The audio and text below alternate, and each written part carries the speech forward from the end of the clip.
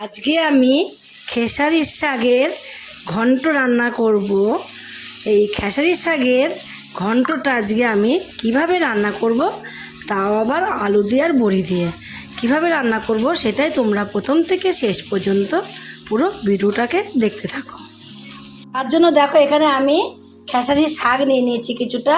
আর খেসারির শাকগুলো কেমন হয় দেখো, অনেকে কিন্তু যারা গ্রামে থাকে তারা তো জানেই যে কেমন শাক, কোন শাক কেমন দেখতে হয়। যারা টাউনে থাকে অনেকে কিন্তু নাম জানে না। দেখো খেসারির শাকগুলো তোমরা দেখলে বুঝতে পারছো যে কেমন খেসারির শাকগুলো। এরকম ছোট ছোট খেসারির শাকগুলো হয়। দেখো এর থেকে তো বেছেই নিয়েছি, তাও দেখো দু একটা পাকা পাকা পাতা রয়েছে এরকম, এগুলোকেও বেছে নেবো। এগুলোকেও আমি বেছে নিয়েছি। দেখো এগুলো কিন্তু পাকা পাকা নেই, আর এতটাই কচি শাকগুলো কিছু কিন্তু ফেলার নেই। দেখো অনেক সময় কিন্তু তোমার হলো দেখবে যখন আর কি অনেক দিন হয়ে যায়, প্রথম প্রথম যখন ওঠে তখন, এখন কিন্তু প্রথম প্রথম উঠেছে বলে একদমই কচি শাকগুলো পেয়েছি। এর কদিন পরে কিন্তু দেখবে শাকগুলো যখন বড় হয়ে যাবে একটু, তখন কিন্তু শক্ত থাকবে। আর শক্ত থাকলে তোমরা কি করবে, এইভাবে একটা একটা করে এইভাবে একটু বেছে নিয়ে তারপর তোমরা এই খেসারির শাকগুলোকে কাটবে। কিন্তু এখন এই কচি থাকা অবস্থায় দেখো আমি কোনো কিছুই কিন্তু বাদ দেবো না। আর এই খেসারির শাকটাকে আমি কি করেছি, একবারে পুরো ধরেই নিয়ে তোমার হলো ধুয়ে নিয়েছি। ধুয়ে নিয়ে এবার আমি কেটে নেব। আর এই খেসারি শাকগুলো কিন্তু একদম ঝিরিঝিরি করে কিন্তু কাটতে হবে। তোমার একটু বড় বড় করে কাটলে কিন্তু হবে না, যতটা পারবে তোমরা একদম ঝিরিঝিরি করে করে কাটবে। ঝিরিঝিরি করে কাটলে কি হবে, রান্না করলে দেখবে মুখেও বাঁধবে না, আর একদম মিলিয়ে যাবে। কেটে অনেক সময় অনেকেই করে কি, কেটে শাক ধোয়। কেটে শাক ধুলে কি হয়, অনেকটা বাদ চলে যায়। আর কেটে না শাক ধুলে কি হয়, অনেকটা দেখবে বাদ যাবে না। গোটা গোটা শাক ধুলে না একদমই বাদ যাবে না। ওইদিকে আমি শাকগুলোকে কেটে এক সাইডে রেখে দিয়েছি। শাকগুলোকে কেটে এক সাইডে রেখে গ্যাসে একটা কড়াই বসিয়ে দিয়েছি। এবার আমি তেল দিয়ে দেবো। তেলটাকে একটু গরম করে নেব। তেলটা যেই গরম হয়ে যাবে, এখানে আমি কটা বড়ি নিয়ে নিয়েছি, এই বড়িগুলো দিয়ে দেবো। আর আমি বড় সাইজের বড়িগুলো নিয়েছি। এই বড়িগুলোকে ভেজে ছোট ছোট করে গুঁড়ো করে নেব। তার জন্য আগে একটু লাল লাল করে ভেজে নেব। দেখো বড়িগুলো কিন্তু আগের চেয়ে লাল লাল করে ভেজে নেওয়া আমার কমপ্লিট হয়ে গেছে। এবার এই বড়িগুলোকে আমি তুলে নেব। তোমাদের আগেই বলেছি যে ওই বড়িগুলোকে লাল লাল করে ভেজে তুলে নিয়ে আমি একটু গুঁড়ো গুঁড়ো করে নেব। একদম গুঁড়ো গুঁড়ো না, সামান্য একটুখানি ভেঙে ভেঙে নেব। বড়িগুলোকে তুলে নিয়েছি। তুলে নিয়ে আমি এখানে একটা বড় সাইজের আলুকে ছোট ছোট করে দিলাম। আলুগুলোকে আমি দিয়ে দিয়েছি সব। আলুগুলোকে দিয়ে এর মধ্যে দিয়ে দেবো সামান্য অল্প একটুখানি আমি লবণ, আর দেবো সামান্য অল্প একটুখানি হলুদের গুঁড়ো। লবণ দিয়ে আর হলুদ দিয়ে আমি লাল লাল করে আলুগুলোকেও ভেজে নেব। আমি তোমাদের কিছুক্ষণ পরে দেখাচ্ছি। দেখো এখন কিন্তু আলুগুলোকে আমি লাল লাল করে ভেজে নিয়েছি। আলুগুলো দেখো ভাজাতেই কিন্তু সিদ্ধ হয়ে গেছে। ছোটো ছোটো টুকরো করে আলুগুলোকে কাটা হয়েছিল, তার জন্য আলুগুলোকে ভাজতেই সিদ্ধ হয়ে গেছে। এবার আলুগুলোকে আমি তুলে নেব। তুলে নিয়েছি। দেখো যে তেলটা রয়েছে, আর একটুখানি তেলের মধ্যে দিয়ে দেবো। যেহেতু শাকের একটু আমি বেশি করে তেলটা দিই। আর একটু তেলটা দিয়ে এবার এর মধ্যে দিয়ে দেবো দুটো শুকনো লঙ্কাকে আমি চিড়ে নিয়েছি। শুকনো লঙ্কাটাকে এর মধ্যে দিয়ে দিয়েছি। দিয়ে লাল লাল করে ভেজে নেব।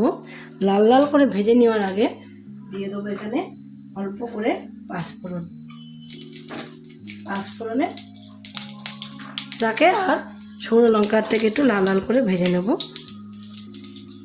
এবার আমি এর মধ্যে দেবো দেখো 1 চামচ আদা বাটা, তো একটুখানি লবণ। যেহেতু আদা বাটাটা দিয়েছি তার জন্য অল্প একটু লবণ দেবো। দিয়ে আদা বাটাটাকে আমি নাড়াচাড়া দিয়ে নেবো। আর দেবো অল্প করে একটু হলুদের গুঁড়ো। করে ফুটছিল, সেটা কিন্তু এখন আর ফুটছে না।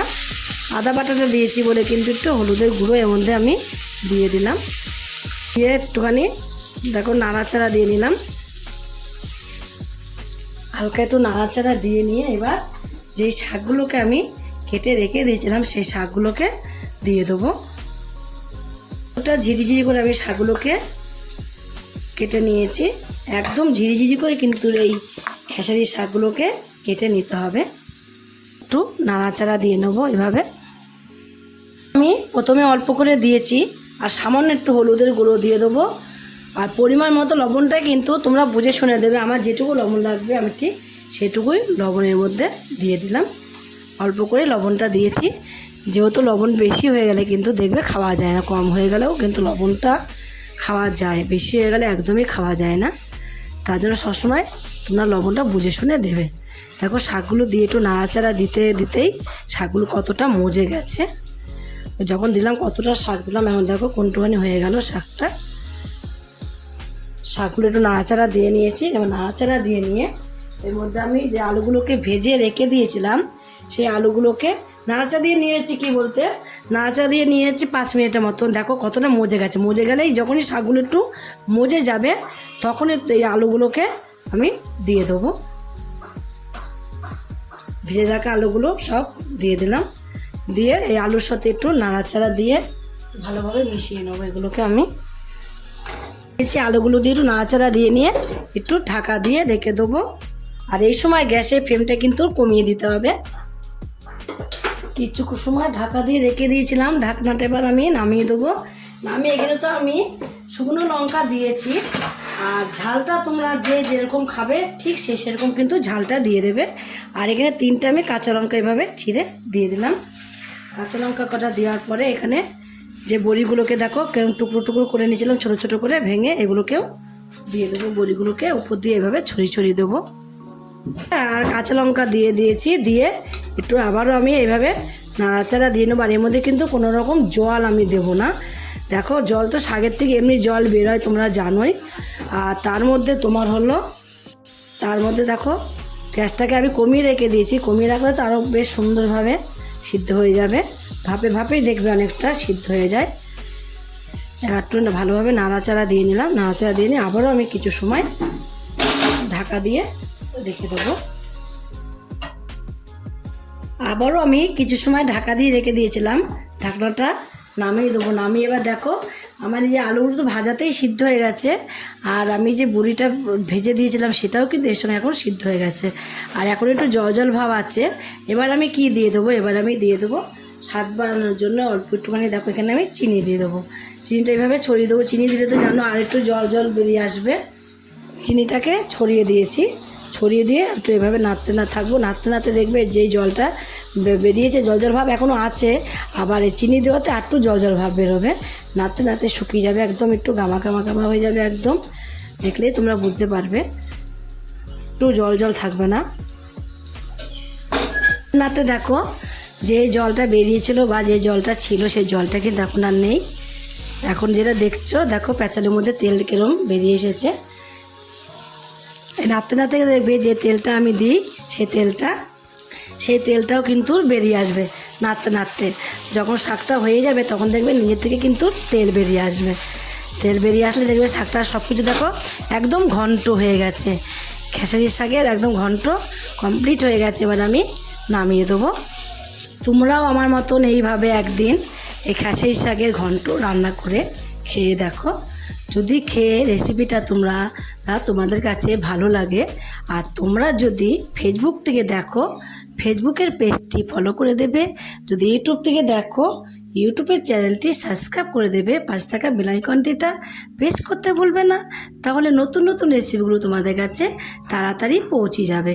আর আমার চ্যানেলে যদি কোনো নতুন বন্ধু থাকো সাবস্ক্রাইব করোনি, প্লিজ সাবস্ক্রাইবটা করে দেবে।